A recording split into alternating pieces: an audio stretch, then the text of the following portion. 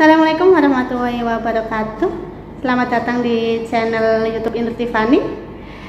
Kali ini saya akan membagikan kepada kalian tentang tips cara membuat latar belakang penelitian yang benar.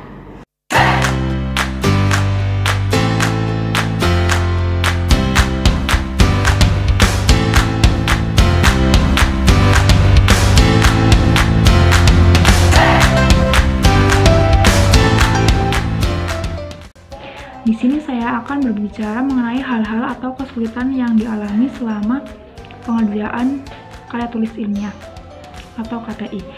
Yang pertama mungkin jadi pada bagian latar belakang lebih ke kurang percaya diri aja sih dalam hal penulisan.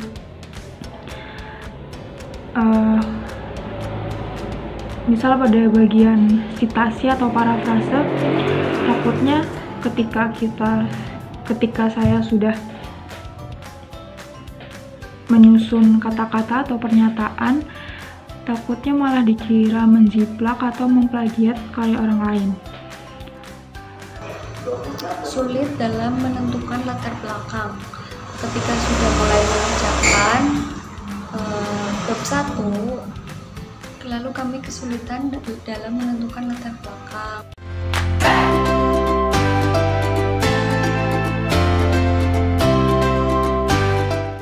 Nah, sebelum saya bahas tentang bagaimana cara membuat latar belakang, saya akan membahas terlebih dahulu kesalahan-kesalahan mahasiswa ketika membuat latar belakang. Yang pertama, mahasiswa kebanyakan menentukan judul terlebih dahulu tanpa melihat permasalahannya apa. Jadi membuat judul dulu, giliran membuat latar belakang bingung. Di video sebelumnya sudah saya jelaskan bagaimana cara menentukan judul yang benar ya. Jadi berangkat dari masalah yang ada di lapangan atau di masyarakat, kemudian kita angkat agar kita temukan solusinya. Seperti itu. Jadi kalau membuat judulnya tidak benar, otomatis ketika membuat latar belakangnya merasa kesulitan. Seperti itu. Kalau membuat judulnya benar, berangkat dari permasalahan, nah nanti ketika membuat latar belakang akan mudah karena berangkat dari masalah terlebih dahulu, bukan berangkat dari nyari judul ya. Yang buang judul nggak ada, nyari-nyari nggak bakal ketemu dong, ya kan? Oke, itu kesalahan yang pertama. Kesalahan yang kedua adalah mahasiswa membuat latar belakang isinya adalah teori-teori. Jadi yang dimaksud dengan latar belakang itu bukan kumpulan dari teori. Kalau kumpulan dari teori masuknya ke bab 2, seperti itu ya. Kemudian kesalahan yang ketiga adalah miskin akan literatur. Jadi di latar belakang itu isinya adalah alasan kita mengapa mengambil judul tersebut dengan didukung oleh beberapa literatur atau jurnal penelitian pendukung dari topik penelitian kita, seperti itu ya. Jadi kalau pertama adalah nyari judul, pastinya akan merasa kesulitan ketika menuangkan di latar belakang, seperti itu ya. Jadi di latar belakang itu kalian tuangkan di latar belakang permasalahan secara umum terlebih dahulu, kemudian mengkerucut ke masalah yang khusus yang akan kalian teliti, seperti itu. Jangan lupa ketika menuliskan latar belakang memperhatikan subjek, predikat, dan objek ya. Selanjutnya ketika menulis latar belakang, antara paragraf yang satu dengan yang lain harus saling berhubungan ya. Tidak boleh loncat-loncat, habis ngomongin motor, ngomongin orang tabrakan, ngomongin tabrak lari, kemudian ngomonginnya motornya rusak kenapa. Harusnya kan ketika motor terjadi tabrakan, kemudian ngomongnya berbicara selanjutnya tentang bagaimana kondisi orang yang tertabrak, dibawa ke rumah sakit atau bagaimana. Jadi runtut ya. Jadi antar paragraf harus ada keterkaitan ya.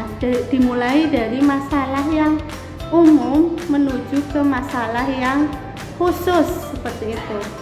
Nah, Di sini saya akan memberikan contoh untuk latar belakang dengan judul uji efektivitas antibakteri kulit buah naga terhadap bakteri Staphylococcus aureus. Ini misalkan ya, judulnya demikian. Jadi berangkat dari permasalahan terkait dengan bakteri Staphylococcus aureus. Jadi penyakit yang disebabkan oleh bakteri Staphylococcus aureus itu apa? Dituangkan di sana. Oh, Staphylococcus aureus itu adalah bakteri yang menginfeksi kulit. Berarti di paragraf pertama kita tuliskan penyakit kulit di Indonesia mengalami peningkatan dari ke tahun ke tahun misalkan. Jadi itu adalah pendapat kita dulu. Pendapat kita dituangkan di kalimat pertama. Kemudian kalimat berikutnya adalah pendukung dari pendapat kita. Kita ngomong seperti itu dasarnya apa?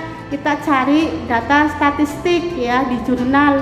Oh, dari tahun sekian sampai sekian ada penelitian bahwa memang penyakit infeksi kulit dari tahun ke tahun mengalami peningkatan seperti itu ya. Nah, itu dituangkan. Setelah kita ngomongin penyakit itu ngomongin apa? Oh, solusinya adalah diobatin seperti itu. Diobatin pakai obat kimia. Oke, bisa sembuh, tapi kebanyakan obat kimia yang diberikan adalah obat antibiotik. Sedangkan obat antibiotik sekarang sudah mulai tidak dianjurkan ya, sebaiknya tidak menggunakan antibiotik. Solusinya apa? Solusinya kembali ke alam. Kita manfaatkan bahan alam yang memiliki kandungan antibakteri seperti kulit buah naga. Nah, jadi runtut mulai dari penyakitnya dulu, kemudian pengobatannya, kemudian kita beralih ke kulit buah naga. Kandungannya apa sih kulit buah naga? Oh, kulit buah naga memiliki kandungan flavonoid misalkan. Flavonoid itu bersifat sebagai antibakteri sehingga ketika dibuat ekstrak bisa dipakai untuk membunuh bakteri Staphylococcus aureus. Demikian. Jadi yang dimaksud dengan latar belakang bukan kumpulan dari teori, tapi alasan kenapa kita mengambil judul tersebut. Semoga bermanfaat ya. Jangan lupa untuk latar belakang selalu didukung dengan penelitian-penelitian dari jurnal terbaru. Jadi pilihlah topik penelitian yang fenomenal ya, artinya yang sesuai dengan perkembangan zaman sekarang. Jangan menggunakan tema penelitian yang dulu kemudian kita angkat sekarang seperti itu. Ya, di video yang sebelumnya sudah saya jelaskan bagaimana cara menentukan topik penelitian ya. Semoga bermanfaat video ini. Kalau dirasa sangat bermanfaat silahkan di-share ke teman-teman.